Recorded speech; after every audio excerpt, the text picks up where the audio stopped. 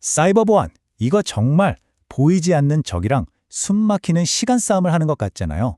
자, 오늘은 바로 그 싸움에서 이길 수 있는 비밀 무기, 취약점 인텔리전스가 대체 뭔지 한번 제대로 파헤쳐 보겠습니다. 네, 오늘 이야기는요, 슈식 컨설팅이라는 곳에서 나온 취약점 인텔리전스 선정 가이드를 기반으로 하고 있습니다. 전문가들이 만든 자료니까 믿을만 하겠죠? 이걸 보면서 사이버 보안이라는 이 복잡한 퍼즐의 아주 중요한 한 조각을 우리 같이 한번 맞춰보자고요. 한번 상상해보세요. 아, 드디어 주말이다 하고 쉬는 금요일 밤, 그런데 갑자기 회사에서 비상경보가 울리는 거예요. 바로 이런 게 모든 보안 담당자들이 제일 무서워하는 정말 악몽 같은 시나리오 아니겠어요? 자, 이런 기습 공격 도대체 어떻게 막아야 할까요? 이런 악몽 같은 상황에 맞서려면 일단 우리가 쓰는 말부터 딱 정리를 해야 돼요. 용어가 헷갈리면 안 되니까요. 지금부터 이 바닥의 핵심 용어들 제가 하나씩 딱딱 짚어드릴게요. 기본기부터 탄탄하게 가봅시다. 취약점, 말이 좀 어렵죠. 쉽게 말해서 우리 집 벽에 생긴 작은 금이라고 생각하시면 돼요. 당장은 괜찮아 보여도 누군가 그 틈을 파고들어서 집 안으로 들어올 수 있는 그런 위험한 구멍인 거죠. 그럼 위협 인텔리전스는 뭐냐?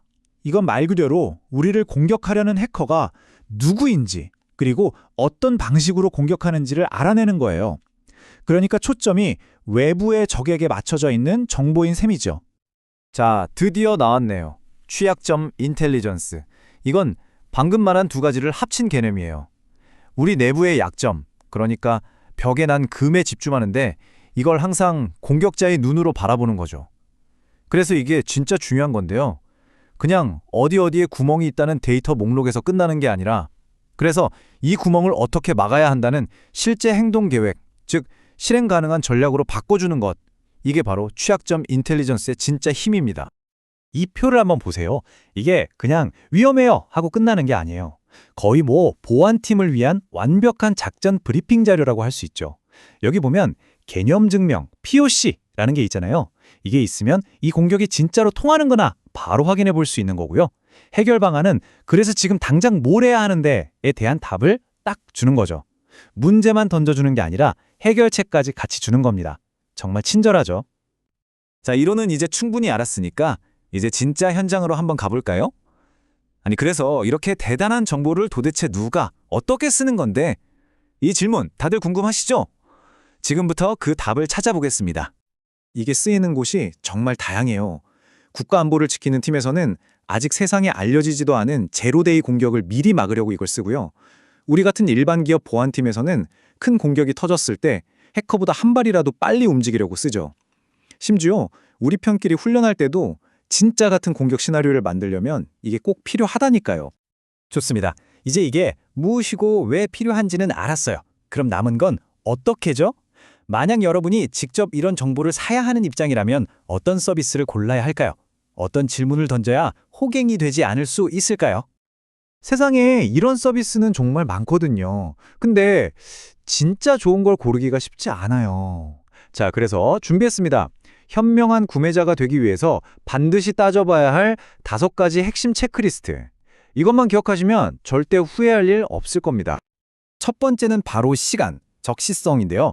이 숫자 보이세요? 4시간. 요중에는요, 어떤 보안 사고는 터지고 나서 단 4시간 안에 당국에 보고를 해야 해요. 4시간. 그러니까 이제 빠른 정보는 그냥 좋으면 다행인 수준이 아니라 무조건 필수라는 거죠.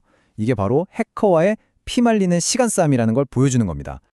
두 번째는 완전성인데요. 이게 무슨 뜻이냐면 그냥 정보만 툭 던져주는 게 아니라는 거예요.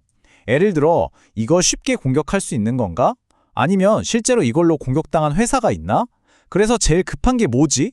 이런 질문들에 대한 답까지 다 담겨 있어야 진짜 완전한 정보라는 거죠.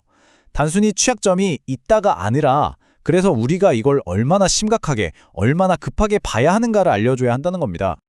자, 그런데 이런 서비스를 사기 전에요. 이 가이드에서는 아주 중요한 얘기를 해요. 외부에서 뭘 사오기 전에 우리 팀 내부를 먼저 돌아봐야 한다는 거죠. 스스로에게 던져야 할 아주 중요한 질문 2가지가 있습니다. 첫 번째 질문. 우리한테 지금 필요한 게 취약점 스캐너일까? 아니면 취약점 인텔리전스일까? 와, 이거 진짜 많은 분들이 헷갈려하는 부분이거든요. 제가 이 둘의 차이 확실하게 정리해 드릴게요. 차이는 아주 명확해요. 스캐너는요, 우리가 매년 받는 정기 건강검진 같은 거예요. 우리 시스템에 어디 아픈 데 없나 하고 쭉 훑어보는 거죠. 반면에 인텔리전스는 갑자기 심장마비가 왔을 때 받아보는 응급실 진단서 같은 겁니다. 상황이 완전 다르죠? 평소에는 건강검진을 꾸준히 받고 진짜 위급할 땐 응급실 진단서가 필요한 거예요. 용도가 전혀 다릅니다. 그리고 두 번째 질문. 이게 어쩌면 더 중요하고 더 근본적인 질문일 수 있어요.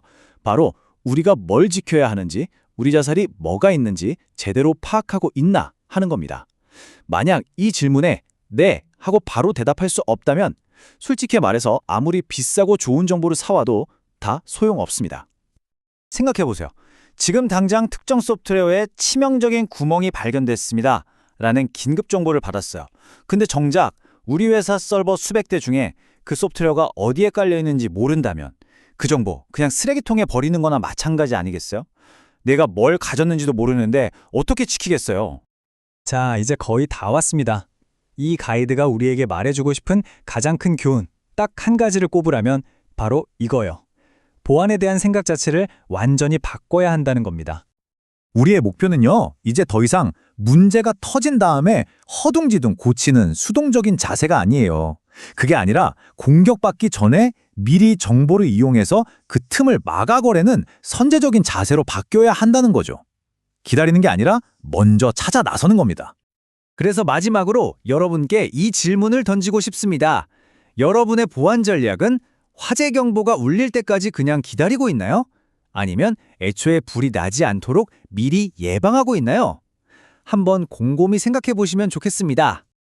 오늘 이야기가 여러분의 보안 전략을 다시 한번 점검해 보는데 조금이나마 도움이 되었으면 좋겠습니다.